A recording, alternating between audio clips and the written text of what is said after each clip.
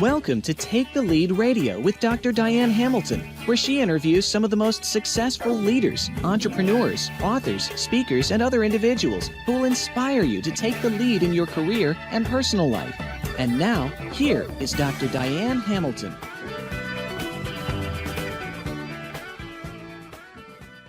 I am here with Mikki Williams, who is a Hall of Fame speaker, author, executive speech coach, a TEDx speaker, radio and TV personality, and transformational storyteller. She was chosen as one of the best speakers in the country by Meetings and Conventions magazine, along with some names you might have heard of: Tony Robbins, Bill Gates, Rudy Giuliani, Colin Powell. I mean, the list goes on. Zig Ziglar. I mean, who else can you have on here? Jay Leno, of course. I could go on forever. But it's so nice to have you here, Mikki. Thank you, Diane. I'm delighted to be with you. Well, I was looking forward to this. I get fortunate enough to interview everyone from CEOs to billionaires to Hall of Fame speakers. And I have to say, I've had quite a few of the Hall of Fame speakers on my show, and they're always so much fun and entertaining. I had, Willie Jolly sing to me, and, Joe Calloway and all the group. I mean, they're just great. And it's a very prestigious group to be part of, and you don't get a lot of women in that group. And I've had a few Hall of Fame women speakers on, but you're one of the few. And I'm very curious, before we get into how you made it to that level, I just want to know your background. I mean, I've watched your TED Talk, I mentioned before the show, loved it. How did you get to this level of success when it's very challenging for a lot of women to do that? First of all, let me just say Willie Jolly and Joe Calloway are two of my good friends. So you have great taste in guests. I feel like I should be interviewing you and asking you how you got to do this. Maybe that'll be another show. Maybe. That'd be good. I think my answer has been the same throughout my careers and throughout my life. This is number 9 career, something like that. I've lost count. And they've all been the same. I am just very authentically me, which has always been outside the box for everybody. I grew up with a single mom who just affirmed that who I was enough and good enough and fun enough and whatever. So I never knew I was different, and I am different. And I often talk about there's prejudices against religion and ethnicities and gay and straight. Well, I've experienced the same kind of prejudice my whole life. She's got big hair, she's big jewelry, she's flamboyant, she's outrageous. And, and there's judgment that comes with that. And yet I go back to mom and thinking, I am who I am, and that's how I show up. And I think authenticity has really served me well. That's great. I love big hair, by the way, as you might have noticed. And I like that. And I tend to relate to a lot of what you're saying, because I think that you can get really easily in that I have to fit in this box thing, and that's no fun. I mean, I don't know if my research is in curiosity, so I love it when people explore and ask questions and get outside that status quo. And you obviously did that.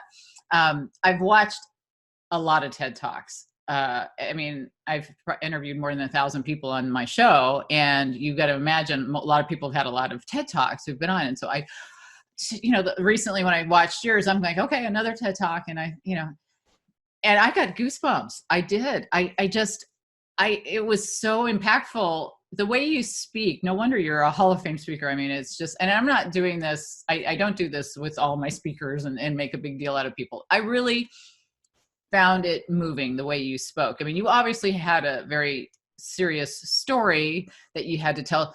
The way you told it, I mean, I don't know if you call it a crescendo, you go up, you go down, I'm taking this roller coaster as I'm going along with you. And I think that you emulate the kind of speaker I would like to be. How did you learn to do that? Is it just a natural, every speaker I've ever talked to said they gave 100 talks free first and they were awful at the beginning. And were you ever awful? That's a great question. I'm not even going to address that question that way. I will tell you that, no, I didn't give 100 talks for free. And I might look back and think I was awful. I don't think so, because what I did, and I share this, I now coach people to be speakers. I run speaker school. And this is one of the things that I get asked. And this is how I say, I never went to a Toastmasters. I never had a coach. I was a very astute observer. when I made the decision to become a professional speaker, I watched the Joe Callaways and the Willie Jollies of the world. Mhm. And I looked at what I liked and what I didn't like. I never copied, but if I saw a concept that I like, I adapted it and made it my own. If I saw something that offended me or I didn't like, I said, oh, I'm never going to do that. And I think I developed my own style is who I am. So that's always the given. But I think I really learned how to do it just by watching others and seeing what I liked and what I didn't. That's what I tell everybody to do. No, didn't do any of those other things. And yes, I would look back and say I was awful, but I don't know if I was awful. I can remember back, just a little anecdote, Diane, I was, running a dance studio. I had a dance company. And I can remember one day I was really, really sick, and it was a parade, and I was going to be sitting in the convertible, the proverbial, with the microphone. I had no voice. I had the flu, and they put a microphone in my hand, and I was on. And my dancers used to say all the time when they got hung up in a costume change, I would grab a microphone and I would just ad-lib till they were ready. So I think I've always been a speaker. I'm just now a professional speaker. Or as I like to tell people, I was a talker. Because that's the thing I differentiate now. Whenever people call me up for help and they say, I'm a pretty good speaker. And I say, I bet you're a pretty good talker. I said, talking is just a social resource or a God-given gift, but speaking is a skill that I've worked at for 3 decades. There's a huge difference. So back then, I was an awful talker. Now I'm a smooth speaker. That it is a huge difference. And I think it comes easily for some of us to talk. I do a lot of talking in what I do. Speaking is a lot more challenging. You have to be a really good storyteller to be a good speaker, I think. When I was watching your talk, you were so great at just setting the stage. Sometimes I feel like speakers they don't really, it's all about how, getting you motivated, make you feel good, but they didn't really impart much knowledge. It's more, oh yeah, that was kind of fun. And I liked how they spoke, but I felt like what you said would stick, because you really, there was a purpose to what you were saying, but you're also telling a story. And I think it's challenging for some women, especially, to get up on stage and let go. And I've talked to a couple speakers about this, why women sometimes are more criticized for, they're like you're talking about big hair, or if we have a certain outfit. I loved your red shoes, by the way, on your talk. If you have certain things that no one cares what a guy's wearing, no one cares. There's a lot less criticism, don't you think, for men? How do we change that? You're asking the wrong person that question, because only because I don't really deal with what's around me. I keep going back to, I just show up as me, and I don't worry about my competition. I don't worry about what people say. If I did, I wouldn't have done half the things I've done in my career. I mean, my catchphrases, my brand, oh, you can't do that. Oh, corporate America is blue, but I'm purple. So for me, it's always just been trusting my heart, my gut, my instinct, and not worrying about those other things. A lot of the things came naturally to me, in a sense, that I was doing them before they were a thing. People often interview me about my brand. I was a brand before they even had a term brand. I didn't know what I was doing. I just exploited what people said about me. And isn't that what a brand is? People would say, the speaker with the big hair, the speaker with the big jewelry, whatever it was, I would listen to that and then I'd use it. So that's how I created I like to say I'm an accidental brand. Well, your mantra is be outrageous. And did you get bigger hair or bigger jewelry or bigger whatever because of it, or are you just? I've been like this since I was a little girl. Yeah. Goes back to mom again. Yeah, I was dressing up and doing the shows in my living room when I was a little girl. I was, I never met a sequin I didn't like.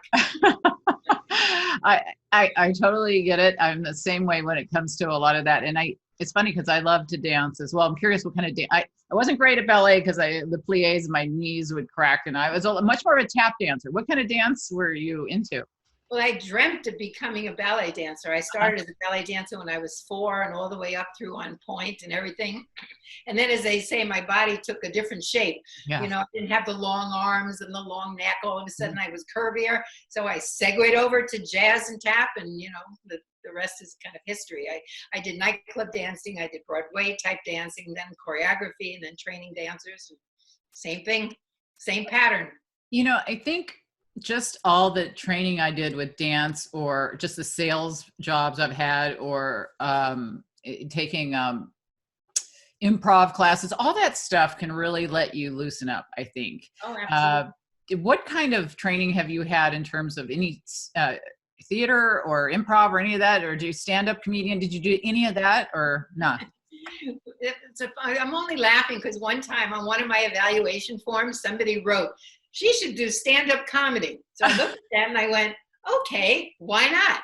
And I'm always these ready, fire, aim kind of gal. Uh-huh. So I booked myself in New York City at the Roosevelt Hotel. They had a comedy club. Uh-huh. I had never done stand-up, but I figure if I book myself, I got to do it. And that's kind of my role.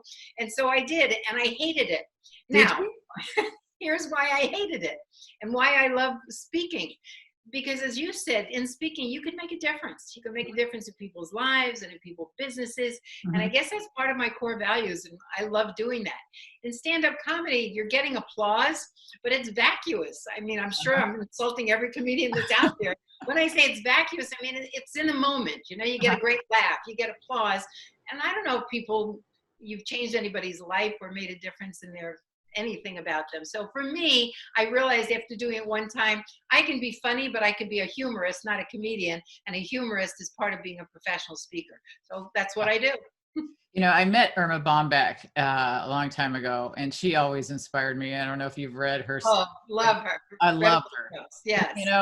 And I thought if I could be Irma Bombeck, I mean, she just represented, she was the nicest person too, if you ever met her. Yeah. And I think that there's just a genuine sense of, well, she had the self-deprecation thing down, of course, but you never forgot your interactions with her. And I could see that you have that same style.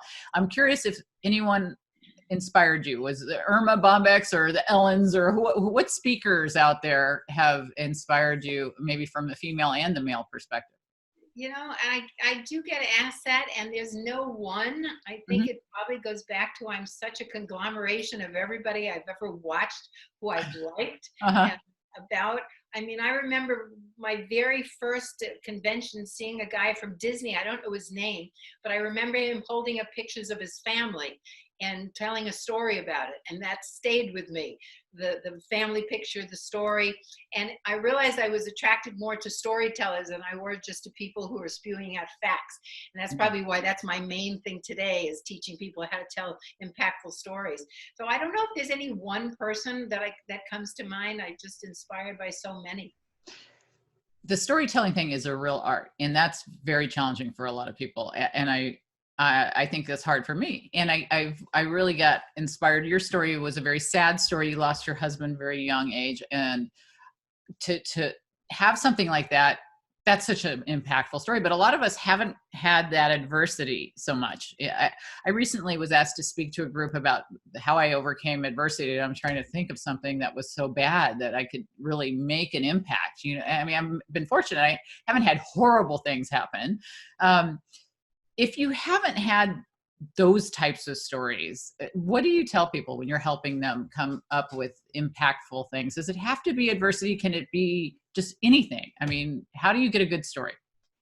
It's such a great question, Diane. And so many times people think to be a motivational speaker, you have to have tragedy. And that's not true. One of the things I offer is called Keynote Camp, where I design someone's entire speech.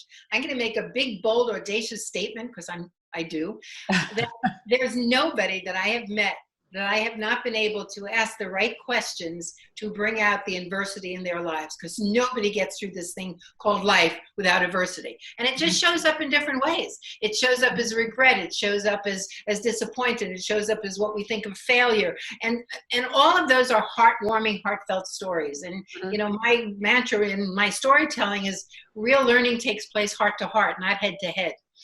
And I work with mostly executives, and it's challenging to get the data out. And I'm working with a guy now who was a former actuary, and I keep saying, you went to head, stay in heart. You went to head, stay in heart. Because they think you're going to hit me with facts, and it's not true. Facts tell, stories sell. Oh, I quote myself very often. Well, It is, I think it's challenging when I start to share stories. I like to share things I did that were really goofy and stupid. When I'm talking to salespeople, I'll give an example of some mortifying sales experience I had. And those are fun to tell. Some things you don't really want to share. Maybe they're personal and you don't want to share. I've had people on the show who gave me suggestions of things to talk about, like, say this, it would be funny. For example, I have a beautiful daughter and then I have another one. And I'm like, well, I can't really, that's not me. You know what I mean? That's a guy thing that maybe a guy could get away with, but it doesn't feel comfortable for me. When you're talking about adding humor, you have to have it based on your sense of humor, but you have that fine line of, you don't want to go over and be too, insulting or self-deprecating. It's very challenging. So that's why I thought the stand-up comedy might be helpful to learn that part. How do you know what's going to fly and what's not? Have you had a lot of things land flat? I don't use canned humor, and that's what I find. The jokes or the ones that the stand-up comedians use or the ones you find in books. My humor comes from everyday life. Those never fall flat. Everybody relates to them because it happens to them. I've had, just give you I'd love to hear some examples. Yeah, so I used to do my speaker school. I also run Vistage groups. Vistage is the world's largest executive organization. I chair 2 of these groups and I speak for groups all over the world. And I used to do my speaker school at one of my members' facilities, was the oldest architectural firm in Chicago. He put all his architects through my speaker school.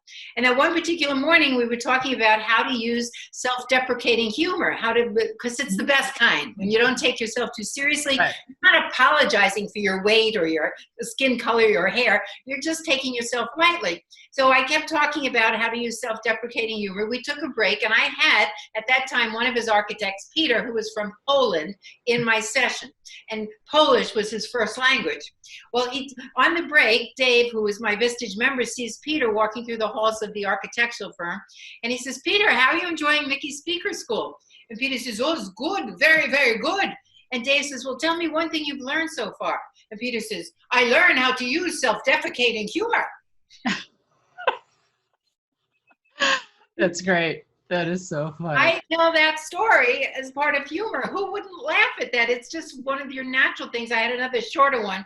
I was coaching a guy in Chicago for an event, and he didn't ever smile. And I thought, how am I going to get humor out of him? Yeah. So I do ask questions that pull out the humor and the pathos. And I said, well, tell me something about your family. And all of a sudden, I get this gorgeous smile. And I said, what are you thinking of? He said, the other day I was in the kitchen, I was putting stuff in the blender for this program that I'm on, and my 7-year-old son walked in, and he says, Dad, what are you doing? And I said, I'm on a juice fast. And the kid looked really confused, and he walked away. Next morning he comes back in, Adam's again, putting everything in the blender, and the kid goes, Dad, can Christians do that too? He thought it was a Jews fast. I wish I'd written down everything my kids had said, because I think you did. That's where humor for me comes from. It's observing again and collecting my theory is if you laugh, Diane, 10 people will laugh. Right. So when I see that, or when I'm part of that, then I'm going to make a note and remember it. It is. It's funny. It's the Irma Bombeck, the Seinfeld, the noticing the things and just saying something funny about what you've noticed. And I think a lot of people keep notebooks and write down stories. Are you one of those? I passed a homeless guy in the street. He had a sign on his chest that said, please contribute to the Jack Daniels Research Foundation. So I was standing in front of the homeless guy like this, writing that down. That's great. That's so funny. Well, I think that's great advice. The problem is nobody wants to drag things around. Sometimes do you keep it on your phone? I can't see anymore to see on my phone. I mean, what do you do? Do you actually have a notebook, or do you have it? Where do you keep your notes? I do. I keep a notebook with me because don't tell anyone. I still use a paper calendar. And it has no paper in the back. Whatever works, I say. But, I think that all the things that speakers have to deal with, it's challenging sometimes to, right now, speakers are having a tough time because of COVID. We can't travel. We're doing things in a different way. I'm doing a lot of webinars. Like I know you do a lot of webinars. Do you feel like you come across the same way on a webinar as you do in person? And how much does that take away from the experience? You should do an interview show, Diane. You're pretty good at this. Thank you. You know, I've done the magic pivot. We've all, right? The new buzzword. I learned something very valuable as a speaker back during the recession and also right after 9/11. It's something I call, or I don't know who called it, MSI, multiple streams of income. I've always leveraged what I do into 6 or 7 or 8 income streams. And so everything I do is not dependent on one. And I saw so many speakers go out of business during those 2 times because all they did was speak. And I've never really done that. So I've continued to do that. Now, when this happened, I thought, all right, some of the things that I do, I just have to reinvent. I am the queen of reinvention. I don't think twice about it. What's the worst thing that can happen? You know, kind of gone through life like that. And so I started doing virtual presentations, and I was listening to everybody else talk about how to do it, and it wasn't sitting right with me. And I said, I'm going to do it Mikki way. And it worked. I don't put anyone on mute. I don't use slides. I don't share screen. It's me doing exactly what you see me doing right now. Me calling on people and me staying as interactive as I had. And it violates everything that everybody's told me about Zoom and webinars. And I'm doing a webinar tomorrow for my alma mater, which is really cool. And she was telling me, I said, if it's a webinar, you want me to use slides? I never used PowerPoint in my life. I wouldn't know how to use it now. I said, can I just be on the screen? She said, yeah, the whole time. Me? Yeah. That's what I know best. So I pivoted to make the things I do virtual, but I'm still doing them the way I always do. You know, I am so in the don't have your eggs all in one basket thing. So I love that you brought that up because like you, I teach at universities, I have my company, I speak, I do all these different things. And I think it's very challenging, especially if you're a speaker, if something happens like what we're having right now, to try and just, you know, do it in this way. But when you're speaking and you don't have slides, I'm thinking of the first talk I gave. They hired Forbes had me speak on a stage, you know, and I didn't even want to do it. They asked me to do it, and I'm, you know, it was a long time ago, and I got up on stage and I'm thinking, oh, well, I'll just look at my slides and I'll know where I am, and because I can't memorize anything, I'm terrible at that. And speeches you shouldn't memorize anyway, right? But I do need the PowerPoint, and you know, at that point I was like, I need my PowerPoint to know where I'm going, where I am.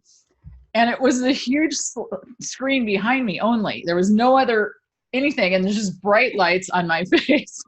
And I thought, uh-oh, I'm never going to know where I am. Now, do you memorize? I know you don't memorize, but how do you, when you're doing TED Talk, though, you almost kind of have to have it set within a certain number of minutes and specifics. When you did your TEDx, did you memorize any of that? And how do you, when you look back, you go, oh, I wish I'd had that. I forgot this sentence, or I forgot that story, or how much of that do you do? No, because over the years I've developed techniques which is now what I teach other people at speaker school or in coaching or any of those things.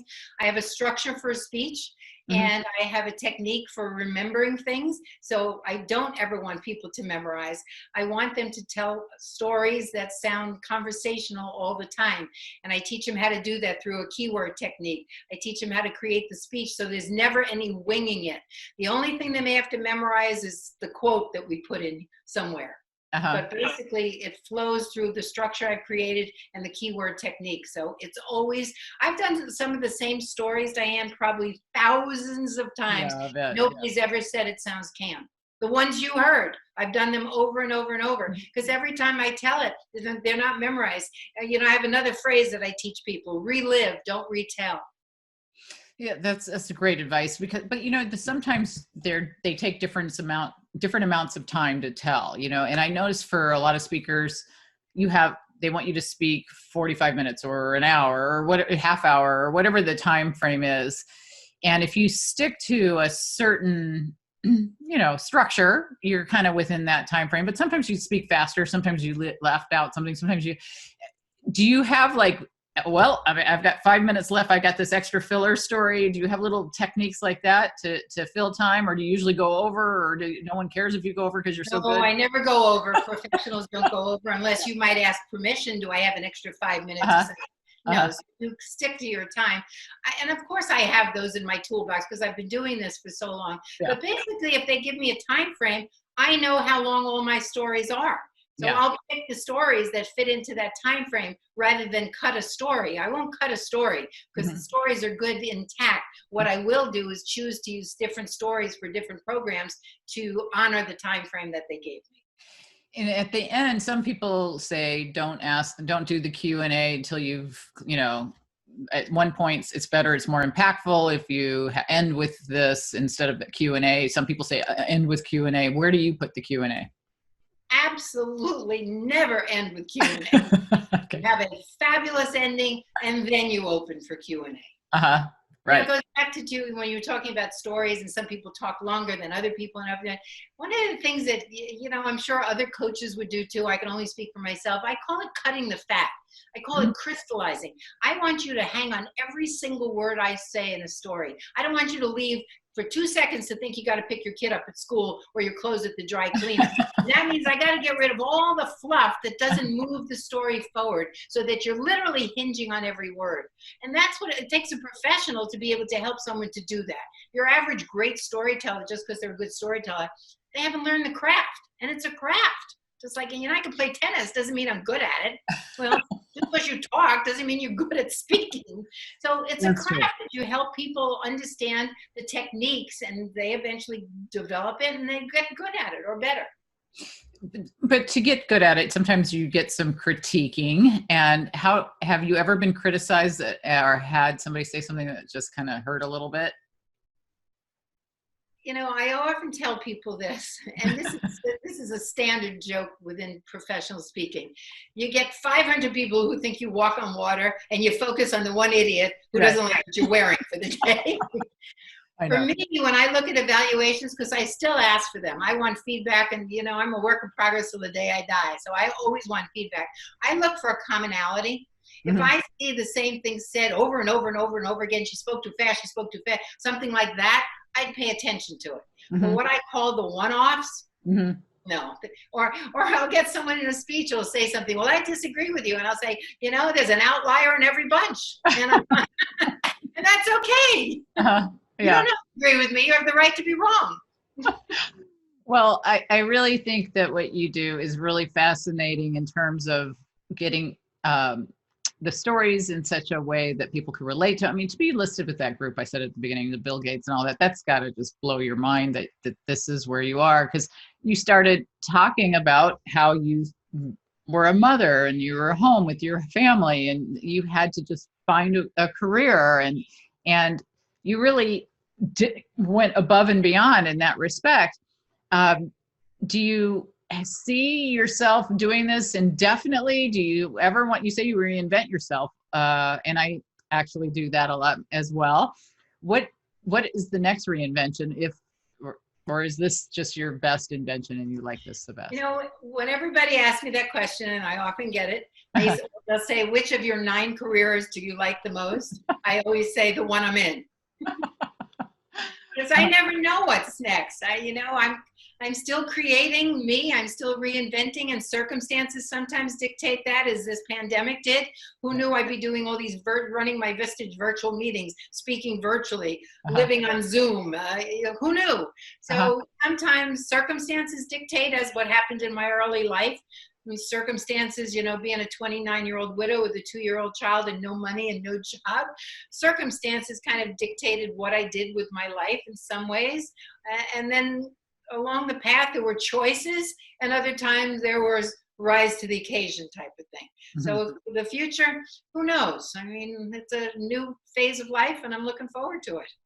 Yeah, and I am with you on that. It's so, you just never know what the next innovation will create for a job and for interests, and I love that. But I wanted to ask you about your event that you normally do in Naples, and you do a couple times a year. Is that something you're going to be doing virtually now? Yes, speaker school. Again, that was one of those, what? So, And the great thing about it, and sometimes when we're forced into this change, it turns out to be a blessing, mhm. because Speaker School is always live in Naples in January, Chicago in July. It used to be 4 times a year, then I cut it down to 1 because I have homes in both locations. All right. And now all of a sudden, people who didn't have the time, the money, or the opportunity can join virtual school. We're doing one at the end of May 28 to 30. And it's fantastic because all these people that have said over the years, I couldn't come at that time of year, I couldn't get to fly to Chicago. Now there's almost no excuses for them. And it's been fantastic. So I did one already, and this is going to be my second one. And what can you leave that school knowing? I mean, are you ready to give your first talk? Are you ready to be the top speaker? Where are you? Is it newbies, high level? Where are we that's going in, and where are we coming out? I like the way you phrase that, Diane. I may steal that tagline. All yours. On Thursday, it's all day. I like to say it's my 33 career in a day and in a manual. It's all skills. Uh-huh. You don't know what you don't know. Uh-huh. Friday is all individual one-on-one video coaching, and Saturday is business development. And, I like to tell people, if they do everything I teach them in those 3 days, yes, go, and you'll have a great career. What hasn't happened, and why all my other services came along, was afterwards someone said, well, can you coach me now individually on what I need? Because in the school, to your point, Diane, there's beginners, there's professionals, there's wannabes, there's comedians, there's executives. I keep it small so I could work everybody at their own level. Mm-hmm. But then came the coaching, and then after that, 2 years later, you call up and say, I still don't have a speech. Could you create my speech for me? So then keynote camp, and then came Speakers Bureau. So there's like 5 or 6 levels now that all continue. I like to say they stand alone, but if you need the next, and the next, I'm here for you. And are you telling them or teaching them how to write these stories, take their stories and make them sound better in that? I mean, that to me, I think would be one of the hardest things for people. Yeah, and Sue, who you briefly saw here today, Oh. I'm working with her now in my keynote camp, because she's been working on it for years, and she finally said, I don't know, I can't get out of my own way. And this is what happens to people. Uh-huh. So the method, the questions I said that I ask, Uh-huh. questions I ask are foolproof. I get the best stories out of people with these questions. And they're like, how did you do that? And I'm like, I do. That's my gift, or what I've learned over the years that I get to share. And it's been interesting, Diane, because I've noticed a pattern in all my careers. If I go back to my very first one as a dancer, and then a choreographer, and then a teacher, I enjoyed the teaching part almost more than the performing, because I was in the wings watching them get the applause that I initially got.